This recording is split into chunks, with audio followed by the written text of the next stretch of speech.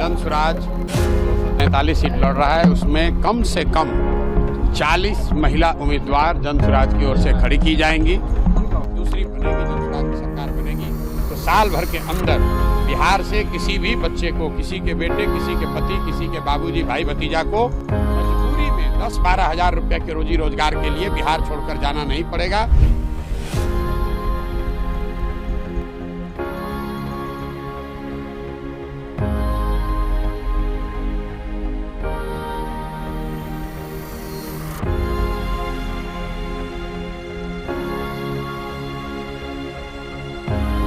विधानसभा में भेजेंगे, महिला संवाद की है, क्या करेंगे, किस तरीके से भेजेंगे? बिल्कुल, जनसुराज 2025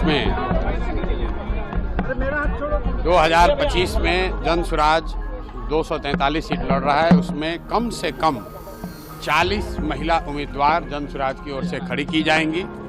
दूसरी बात हमने ये भी कही कि 5 वर्ष का और समय मिला, 2030 में कम से कम 70 से 80 महिलाओं को जनसुराज के प्लेटफॉर्म से प्रशिक्षित करके उनके पीछे अपनी ताकत, बुद्धि, शक्ति, व्यवस्था लगाकर उनको नेत्री बनाने का जो अभियान है वो शुरू किया है। ये कोई महिला प्रकोष्ठ की बैठक नहीं है, ये महिलाओं को सही मायनों में नेत्री बनाने का प्रयास है।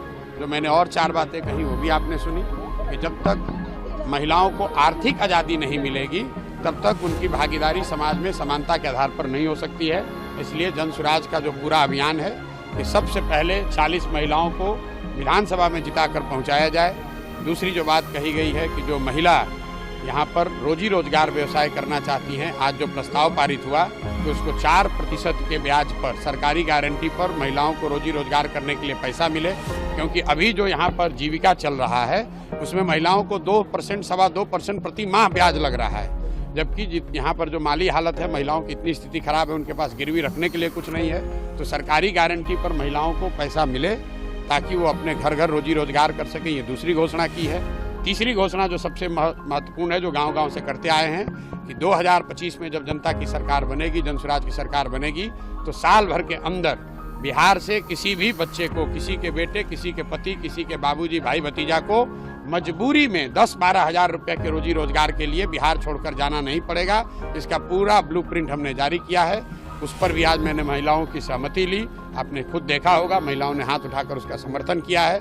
और अंतिम और बात जो हमने आज यहाँ कही है कि अगली बार जब आप वोट दीजिए तो वो नेताओं को देखकर नहीं, नेताओं के बच्चों के लिए नहीं, अपने बच्चों के लिए वोट दीजिए। और उस पर सारी महिलाओं ने खड़े होकर उसका समर्थन किया।